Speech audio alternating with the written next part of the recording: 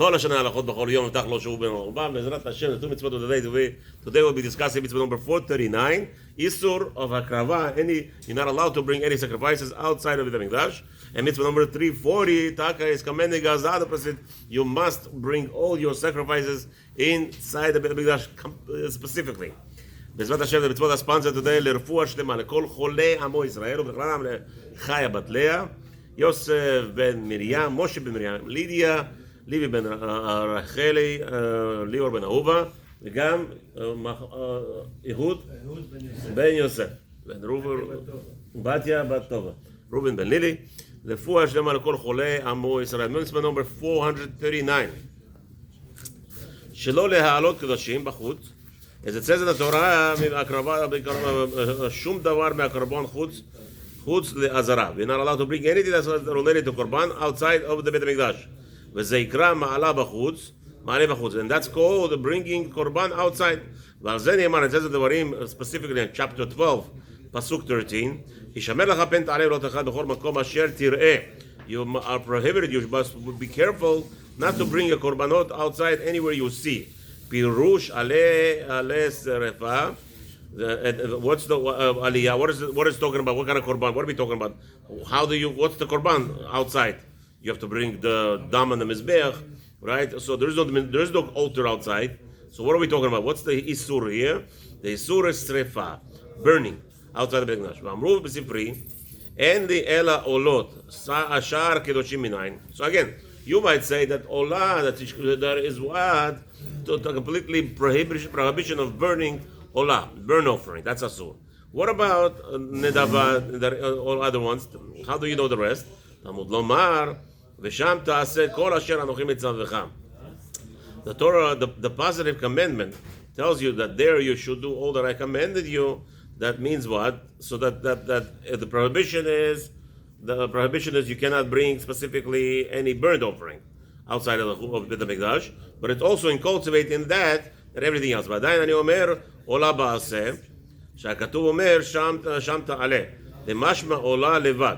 So again, maybe you could still argue that no, the Torah told us a burnt offering is prohibited. What about the rest? וכן היא גם כן בלא תעשה, שהכתוב אומר, ישמר לך פן תעלה. דמשמע עולה לבד. So the Torah tells you the prohibition, maybe it's only indicating only the burnt offering is asur to bring in outside chutz la'aretz, chutz lebeit hamikdash. Shar kodashim lo yehu elo ba'aseh. Right. So the other korbanot, well, the prohibition will be not prohibition, that the person doesn't follow the commandment aseh, meaning to do something. So the mitzvah 440 tells you all the korbanot must be brought in the Beit Hamikdash. So if somebody brings other korbanot chutz la'aretz, chutz lebeit hamikdash, that would be not a problem. Technically speaking, the oraita, because technically speaking, the oraita would be only olah, complete burnt offering. ממש, המקריב קודשים בחוץ לא יהיה עובר אלא בעשה, שאמר הכתוב ושם תעשה דמשמע, ושם תעשה ולא בחוץ. ולאו הבא בכלל עשה.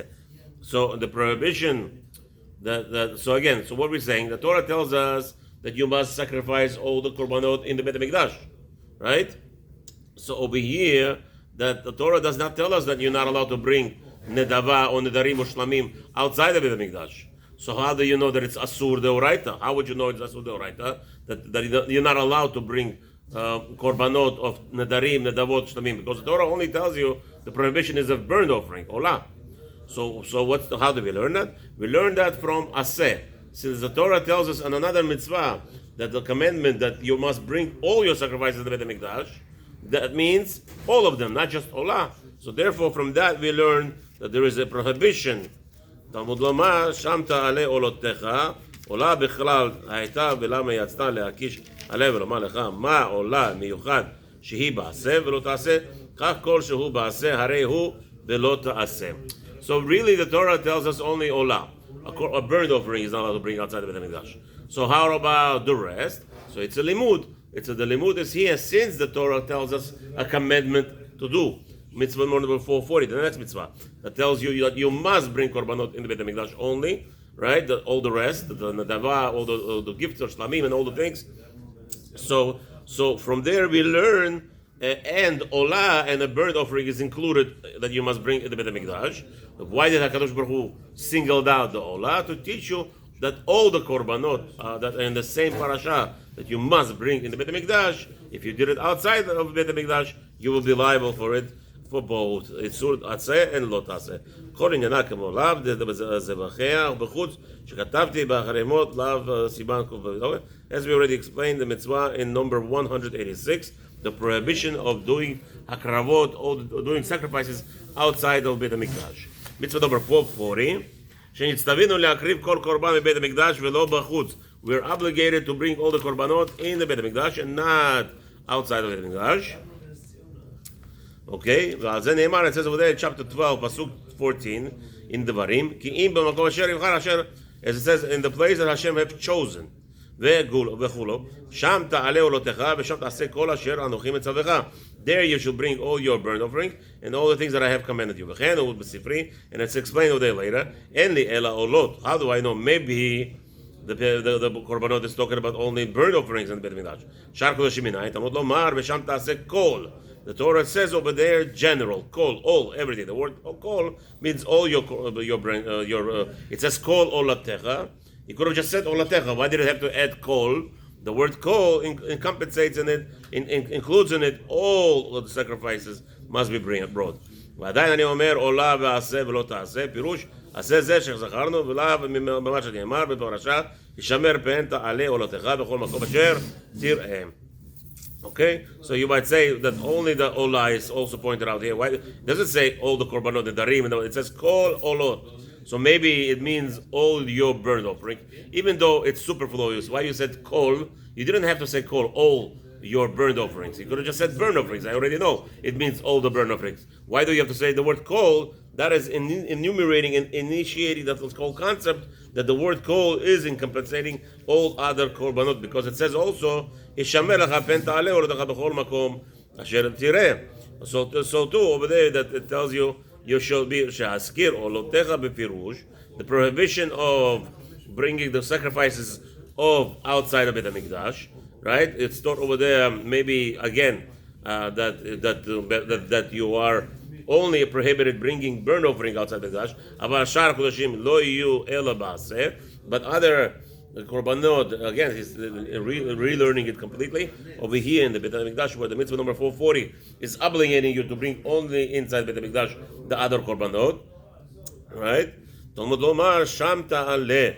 The Torah tells you no, over there, once I already designated for you a certain area, there you shall bring. Ta'aleh means sacrifice. So if it says over there Sham Ta'aleh, it obviously means Beit HaMikdash, and it means all the korbanot, even though it doesn't say specifically, but it sounds like Sham Ta'aleh. What does go on the Beit HaMikdash? What does go on the korban? If you're doing an aspect of korban, a lamb, and a dava, and a darim, Ta'aleh, that word Ta'aleh is indicating must be brought on the inside the Beit HaMikdash. L'sham, וכמו שנכתב בסדר זה בלאו שני. Okay, as we already learned the previous mitzvah number 439. בעזרת השם. בכלל העניין שאפילו בשאר קודשים המקריב בחוץ עובר בעשה ולא תעשה. As we already said, that all the rest of the korbanot that you bring outside Beit HaMikdash, you transgress two avirot, mitzvah number 439 and 440. וכיוון העמיד עליה כרת. How? A person who is doing the מעלה korbanot בחוץ, he is transgressing an avira, grave sin, and he gets a karet. בשושי מצווה כי בהיות מקום מיוחד בעולם לקורבנות התמדה בו, לבקש משם את השם אלוקיך ולהתקדש המקום ונחה עליו רצון האל ושפע ברכות שופע עליו תמיד.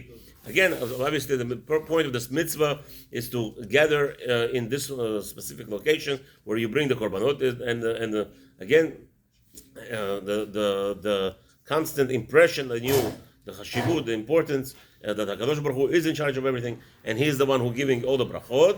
והיו לבבות בני אדם מתפחדים ומתרחכים לזכרו וישוב כל איש מדרכו הרעה ומן המעש אשר בכפיו בראותו אותו.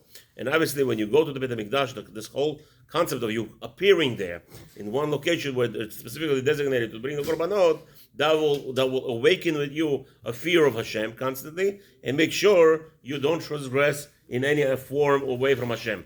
ואם כל המקומות יוכשרו להקרבה, and חס ושלום, if every place you could just do korban sacrifice wherever you want, לא יהיה כן בכולן ידוע הדבר, וזה נאמר אל הילדים עד אשר יגדלו בחוכמה יבינו בכל דברי התורה סודות נפלאים. Again, the concept is that if we would have the allowance of bringing sacrifices anywhere you want, so there will be no makom of significance. The Beit HaMikdash would lose its status of a special place. And unfortunately, everybody loves to follow special something. Everybody, the design of human beings is to cling to something special. I'm doing something special, right? Nobody, unfortunately, it's in the Torah. The aspect of Torah. Why are you learning Torah? I want to be a rabbi. I want to be a shochet. I want to be a moel. I want to be something special. Again, that's the shelo lishma balishma, of course, but that's not the point of learning Torah. The point of learning Torah, you're learning because HaKadosh Baruch Hu commanded us. Special, not special, but since the nature, and HaKadosh Baruch Hu did it specifically on purpose, that we have this drive to be always special.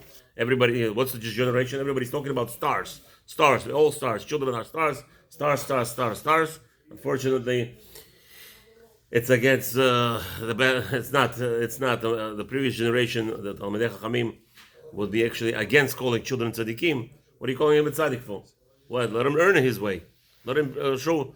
We were discussing a concept, contemplating this. Why HaKadosh Baruch Hu makes us all forget the Torah?